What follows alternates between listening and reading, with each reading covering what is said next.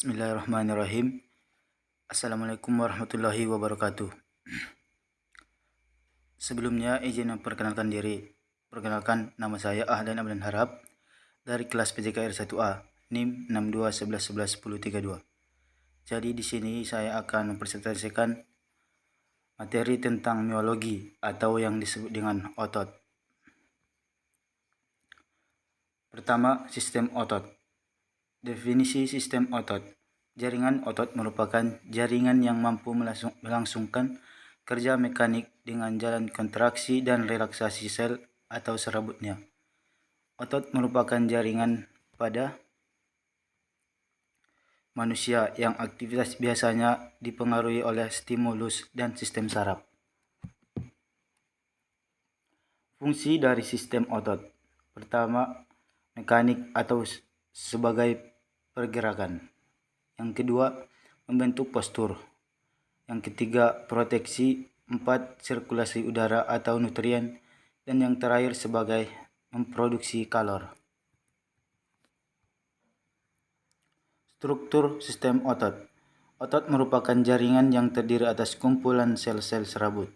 Dalam sel serabut otot ini terdapat unit kontraksi yang disebut dengan myofibril. Perluasan sarkoplasma mengadakan hubungan dengan myofibril ini. Nah, di sini kita lihat gambar struktur otot. Adapun kemampuan khusus otot, yang pertama kontraktibilitas, yaitu kemampuan untuk berkontraksi atau memendek. Yang kedua, ekstensibilitas, kemampuan untuk melakukan gerakan kebalikan dari gerakan yang ditimbulkan saat kontraksi. Yang ketiga, elastisitas, kemampuan untuk kembali pada ukuran semula setelah berkontraksi.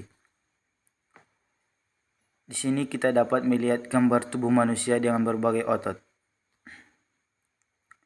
Jenis-jenis jaringan otot. Yang pertama, otot lurik. Berbentuk silindris atau serabut panjang, mempunyai banyak inti sel dan terletak di bagian tepi sarkoplasma. Otot lurik ini bekerja di bawah kehendak otot sadar.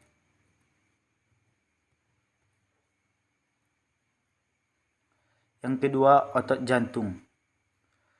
Otot jantung ini berbentuk silindris atau serabut pendek, tersusun atas serabut lurik yang bercabang-cabang dan saling berhubungan dengan yang lainnya. Otot ini bekerja secara tidak sadar dan selnya dilengkapi sel serabut saraf dan dari saraf otonom. Otot jantung ini hanya terdapat pada jantung. Strukturnya sama seperti otot lurik, gelap terang secara berselang-seling dan terdapat percabangan sel. Yang ketiga, otot polos.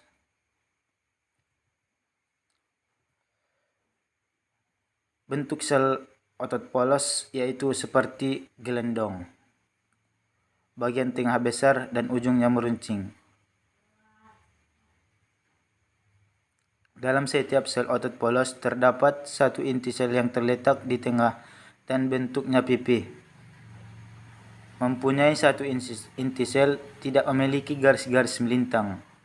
Bekerja di luar atas kesadaran, artinya tidak di bawah pengaruh otak. Oleh karena itu otot polos disebut sebagai otak tak sadar. Di sini kita dapat melihat perbedaan antara otot lurik, otot polos, dan otot jantung, mulai dari tempat, bentuk serabut atau sel, jumlah nukleus tiap serabut, garis melintang, kecepatan kontraksi berkerut, kemampuan tetap kontraksi, tipe kontrol. Sifat kerja otot terdiri atas dua bagian. Yang pertama antagonis, yang kedua sinergis. Antagonis yaitu kerja otot yang kontraksinya menimbulkan efek gerak yang berlawanan. Contohnya ekstensor atau meluruskan dan fleksor membengkokkan. Contohnya otot tricep dan otot bicep. Yang kedua, abduktor menjauhi badan dan adduktor mendekati badan. Contohnya gerak tangan sejajar bahu dan sikap sempurna. Yang ketiga, depresor ke bawah dan abduktor ke atas. Contohnya gerak kepala merunduk dan menengadah.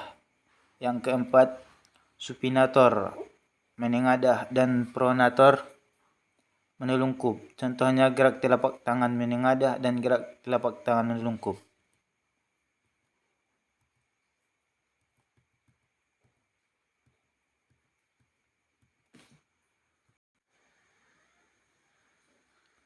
Yang kedua, sinergis, yaitu dua otot atau lebih yang bekerja secara bersama-sama dengan tujuan yang sama, jadi otot itu berkontraksi bersama dan berelaksasi bersama. Contohnya otot-otot antar tulang yang bekerja bersama ketika menarik nafas, atau otot pronator, yaitu otot yang menyebabkan telapak tangan menengadah atau menelungkup. Mekanisme terjadinya gerak. Pada dasarnya setiap serabut otot tersusun atas serabut tipis miofibril. Miofibril ini mengandung struktur yang lebih sederhana lagi, yaitu filamen aktin dan miosin. Filamen-filamen ini saling bergeser dan keluar masuk atau tumpang tindih yang menghasilkan kontraksi dan relaksasi otot, sehingga disebut dengan teori pergeseran filamen. Struktur yang terlibat dalam kontraksi relaksasi ada 5. Yang pertama, miofibril, sebuah bentukan silindris yang memanjang sepanjang otot lurik yang mengandung filamen aktin dan miosin. Sarkomer, struktur dan fungsional terkecil kontraksi otot, ditemui pada miofibril dibagi menjadi pita H, A, dan E. Aktin, filamen kontraktil yang tipis yang mengandung sisi aktif dan ikatan. Miosin, protein filamen yang lebih tebal dengan penonjolan yang disebut dengan kepala miosin. Dan yang terakhir, tropomiosin, sebuah protein aktin pengikat yang mengatur kontraksi otot. Tahapan kontraksi yang pertama, impulse saraf tiba di neuromuskular junction yang mengakibatkan pembebasan asetikolion. Kehadiran asetikolin menyebabkan depolarisasi yang kemudian menyebabkan pembebasan ion Ca keluar dari retikulum sarkoplasmik. Yang kedua, dengan meningkatkan ion kalsium akan menyebabkan ion kalsium bisa terikat pada troponin dan mampu mengubah strukturnya. Perubahan struktur troponin karena ion kalsium ini akan terbukanya daerah aktif tropomiosin yang tertutup oleh troponin. Kini kepala miosin akan mampu berikatan dengan filamen aktin membentuk aktimiosin. Yang ketiga, perombakan ATP akan membebaskan energi yang dapat menyebabkan miosin mampu menarik aktin ke dalam dan juga pemendekan otot. Hal ini terjadi di sepanjang miofibril pada sel otot. Yang keempat, miosin akan terlepas dari aktin dan jembatan aktimiosin akan putus ketika molekul ATP terikat pada kepala miosin. Pada saat ATP dipecah, kepala miosin dapat bertemu lagi dengan aktin pada tropomiosin. Yang kelima, proses kontraksi otot dapat berlangsung selama ada ATP dan ion kalsium. Pada saat impuls berhenti, maka ion kalsium akan kembali ke retikulum sarkoplasmik dan troponin akan kembali ke kondisi semula dan menutupi daerah tropomiosin sehingga menyebabkan otot berelaksasi.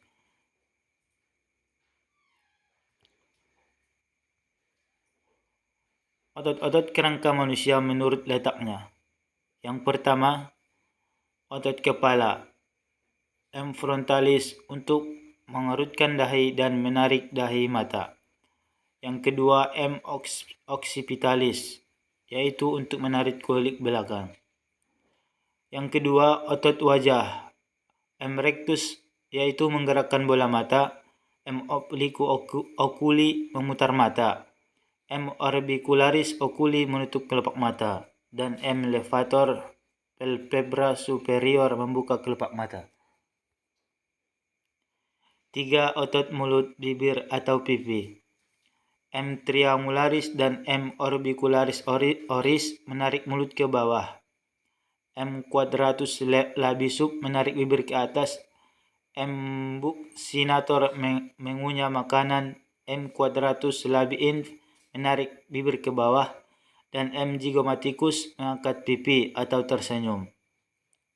Yang keempat, otot pengunyah, M. masseter mengangkat rahang bawah, M. temporalis mengangkat rahang bawah ke atas dan ke belakang. Yang kelima, otot lidah, M. genioglossus mendorong lidah ke depan, M. stylosus menarik lidah ke atas dan ke belakang. 6. Otot leher, M. platysma menekan mandibula ke bawah, M. sternocleidomastoid atau samping pergerakan kepala, M. longissimus capatis di belakang leher menarik dan menggelengkan kepala. Otot bahu, M. deltoid bentuk. Yang ketujuh, M. deltoid atau bentuk segitiga mengangkat lengan sampai mendatar.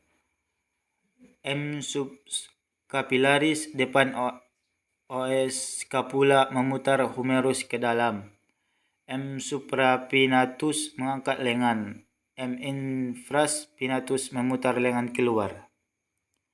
M. teres mayor memutar lengan ke dalam. M. teres minor memutar lengan keluar. 8. Otot dada, M. pectoralis major membantu pergerakan lengan ke segala arah. M. pectoralis minor menaikkan os scapula dan menekan bahu. M. subclavicula menekan sendi bahu ke depan dan depan. M. serratus dari costae 1 sampai 9. M. intercostales pernapasan. M. diaphragmaticus batas antara rongga dada dan rongga perut, membesarkan dan mengecilkan toraks. Kontraksi otot atau terjadinya pemendekan otot ada 3 fase dalam kontraksi. Yang pertama, fase laten, di mana fase laten adalah fase di antara saat terangsang sampai otot mulai mengkerut. Yang kedua, fase kontraksi, fase di mana otot melakukan kerut. Yang ketiga, fase relaksasi, fase di mana kembalinya otot setelah mengkerut ke bentuk semula. Kontraksi otot adalah bergeraknya filamen aktin di antara filamen miosin yang mengakibatkan memendek dan menebalnya myofibril, sehingga terjadi suatu gaya yang mempengaruhi origo dan insersio suatu otot secara sama dengan arah yang berlawanan.